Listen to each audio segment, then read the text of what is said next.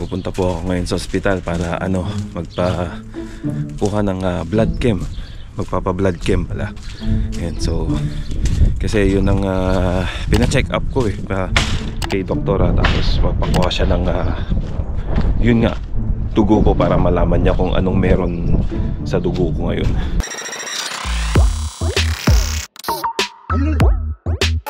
Nandito na po tayo sa Nipawa Hospital. Hindi pala hospital, health center.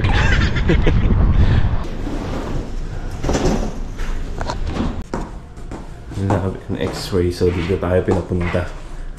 Ay, dito pala yung pintuan. Ayan, lab and x-ray. Ay, may static. Ano ba yun?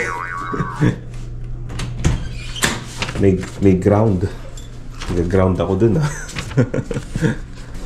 Hello! Ito, blood chem po.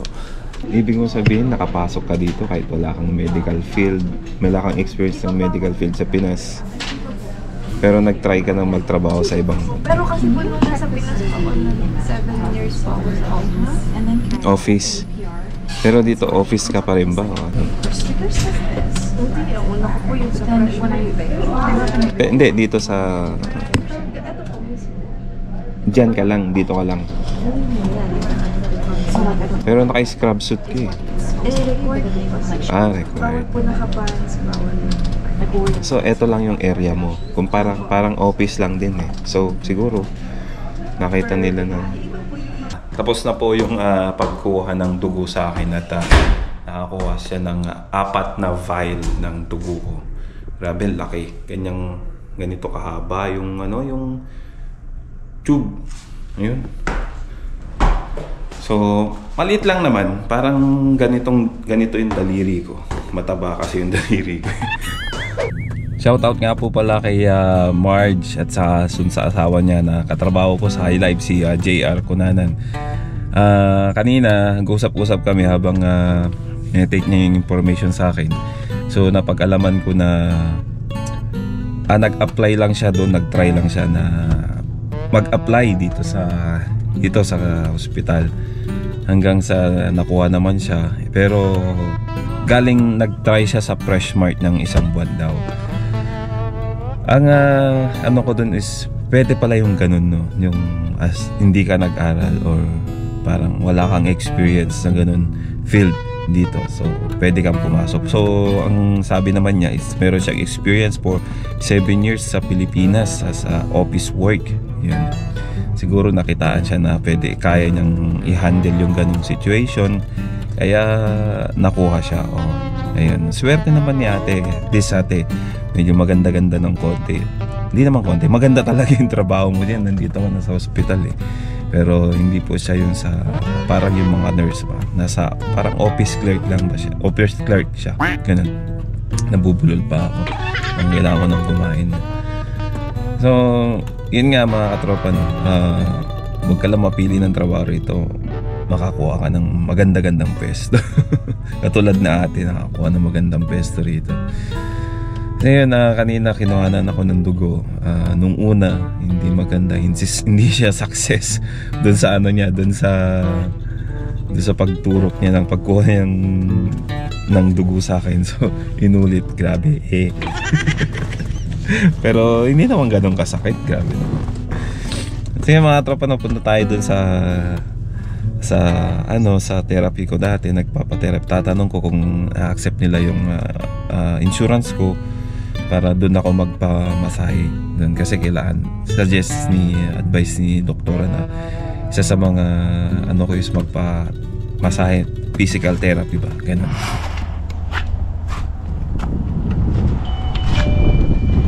Hi. No, don't worry, I won't bite. Maybe you will bite me. How are you? I'm good. Just wanna ask if the accept discharge in here. I don't know what your insurance covers. Okay. You'd have to check and see your plan, how much they cover, if they cover for massage. That's gonna be your available. Right now, that's our first, yeah. Okay. Sa June pa, available. Masahista nila. Kasi nakabook na siya. Grabe, daming nagpapabook. Dami. Hanggang June. At saka, yun nga, naisip ko na lang na magpabentosa na lang ko sa dun sa mga secretly nagmamasahe dito Meron din naman, may kilala ako, nagbebentosa siya at saka masahe. Ganun na lang siguro ang gagawin ko muna habang mag-aantay ako ng June. Tapos, itry ko pa sa ibang sa ibang therapist kung pwede. Yung bang may nilalagay dito sa tenga tapos pinapausukan ba yun? Ganun. Parang nakikita ko din. Hindi ko pa na-try yun pero nakikita ko lang ginagawa ng anak ko yun Dito wala silang ganung service. Usually yung doktor ko daw ang gumagawa nun. Aantayin ko na lang dun sa doktor ko pagbalik ko. Kaya pala yun na-mention ko kanina about kay Marge is yung asawa niya po ang unang pumunta rito ng mga 2020 tapos pumunta sila yung si Marge dito nung last year. So kapag subok siya magtrabaho sa Freshmart isang buwan, sinubukan niya mag-apply doon sa planta namin ng twice, hindi siya natawag or walang swerte. Tapos nagsubok siya dito sa hospital one time, yun, nakuha na niya. So yun, kumbaga nagsubok-subok lang din hanggang sa makakuha siya ng magandang trabaho. Anyway, para sa akin maganda na yun. Pero syempre kung maghahanap ka ng higher paid na trabaho, kailangan mong maghanap din ng iba o kaya mag-upgrade. So actually nagutom ako. Saan kaya pwedeng kumain? Kumbaga agahan, hapunan ko na to. Okay, dito tayo sa Boston Pizza. Ayan, dito na lang tayo magkakain. Ay, meron pa silang green robot. Robot pangkuha ng yung mga pag natapos ng kumain. For one lang po.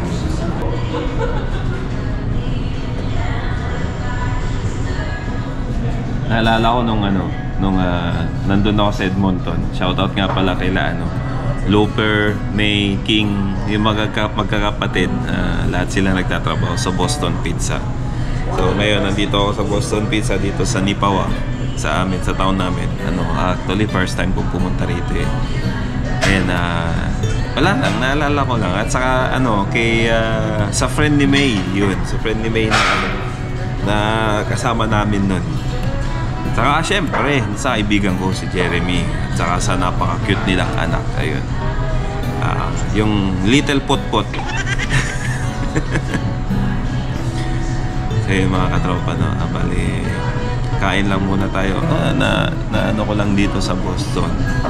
Sa tagal-tagal ko dito sa Nipawa, ngayon lang ako nakapunta rito. Susubukan natin. Hindi ko alam kung ano yung masarap dito, pero pag try ko yung isa, susubukan ko ulit next time yung iba. Ganun na lang yung mangyayari. Anyway, ba't nga pala ako nagpapacheck up? Kasi may sabi nga ng doktor, meron akong vertigo. Kaya pala nagkakaroon ako. Yun ang reason kung bakit nahihilo-hilo ako. Bigla-bigla na nahihilo ako. Sabi naman niya dito daw sa may tenga ko. At kailangan mong palinis to. So para siguro, ewan ko lang kung mawawala o malilesen yung pagkakaroon ko ng vertigo. Pero through my research naman, talagang galing nga sa tenga ko, either dito o pero sabi ng doktor nung tinignan dito yung mas maraming dumi.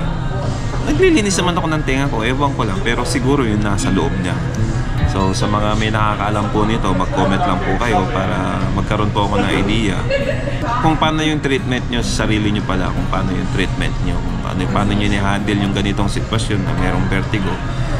Kasi minsan talagang nahilo, hindi naman ako matagal nahihilo, nagbibigla-bigla lang nahilo yung paningin ko pagka ganun. Hindi naman yung gutom, no? Basta ganun yung pagkakaroon. So next week balik ako kay doktora at alamin natin kung ano yung resulta ng aking yun sa blood chem ba.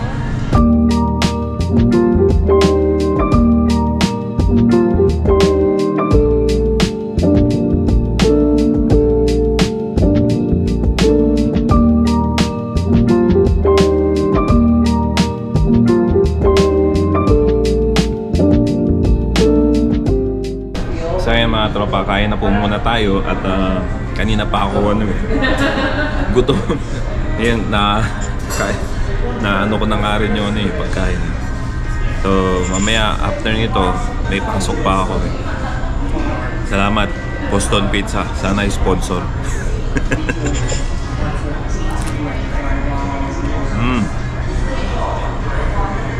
Hop. Tapos na tayong kumain at saka ayun, masarap siya at di ko naubos. Tinake out ko na lang dahil Pilipino ako. Hindi ko naman pinapay kapwa Pilipino natin, pero syempre sayang din eh. Dollar na yan binayaran. So uwi na po tayo at medyo malilate na. Yan. Pasok na po at kailangan kumayod para mag-survive. And kanina nung nasa tawag dito, nasa Boston Pizza ako, flat yung gulong ko, sinabi sa akin ng nag-serve sa akin diyan, flat yung gulong ko kanina, pero buti na lang meron akong pang pump. Ito yung pang pump ko kanina, so sinaksak ko lang dito sa sasakyan. Tapos ito na, at least meron akong backup ba. Tapos nahanginan ko ng konti, pumunta na ako dun sa dun sa saan ako nagkakarwash, tapos nagpahangin na rin ako para mas okay na. Anyway, hindi pa ako nagpapalit ng winter tire eh. Anyway, pasok na po tayo mga tropa. Bago tayo pumasok sa trabaho, daan muna tayo dito sa sa post office at tingnan natin kung dumating na yung ating package ba. PO box.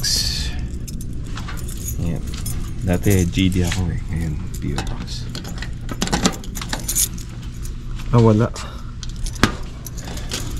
Kahapon kasi nanggaling na ako dito kahapon. Nakuha ko nilaman. Kaso meron akong package na kulang, pero sabi dun sa online dumating na daw. So itatanong natin dito. I found out that one of my package was sent in my PO box. Sorry. Hey. Can I track this one? Sure. Yeah, it's here. Yeah. I don't know what happened. Ayun, nandito nga. Minsan kasi hindi nila nalalagay dun sa eh. So the reason it's not in your box is because there was no box number on it. There's no box number. Oh. Thank you. Thank you very much. With me. So yun. Bakit kaya walang box number? Dun sa address ko naman is meron naman box number dun. PO box number. Hindi ko na alam kung ano nangyari, pero at least meron na. So, eto yun. Padala. Package. Dagdag dun sa mga collection ko. Another collection, another gastos. Grabe. Mahangin pa rin, pero eto na yung sitwasyon, no? Matagal-tagal din hindi ako nakapag video rito, no? Ay, lakas pa rin ang hangin, lamig, grabe.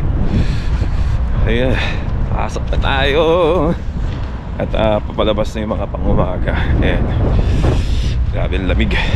Mamaya ulit mga tropa. Uy, ulit, isa-isa lang. Joke lang. Uy. Oo naman. Hi Mike. Supo, isang supo Mike. Baka naman. Baka naman. Ano lang eh. Ayan. Ayun, pineapple. O yun yung sinasabi mo, Francis. Ha? Shout out. Yung pizza. May nakapasa sa deboning. Ayun, nakapasa sa deboning. Hi guys. Bracket 6. Hi guys. Ayun si Emerson. Ayos ba tayo dyan? Ayos pa tayo dyan, tol. Break time muna tayo. Ano naman yan? Vlog. Sino yan? Ako. Hello guys. Kasi yun mga tropa, libre tayo ng pizza kasi may nakapasa ng bracket 6. Actually dalawa sila doon sa loin line namin. Ayan, nakapasa siya. Sila pala, dalawa sila. So congrats sa inyo at saka salamat sa pizza. Ayun. Up. Patingin, ano bang kaguluhan to? Anong kaguluhan? Hello, si Sulit. Panalo ka dyan. Yun, no? Sulit. Anatoly, Ba't dalawa, pre? Daog ko. Ayun. Nanalo ka dyan. Pero sa lain pa rin yan. Di aalis lang. Ano? Di aalis lang rin yan. Di aalis lang. Di aalis yan kahit nanalo yan. Pag-iisipan.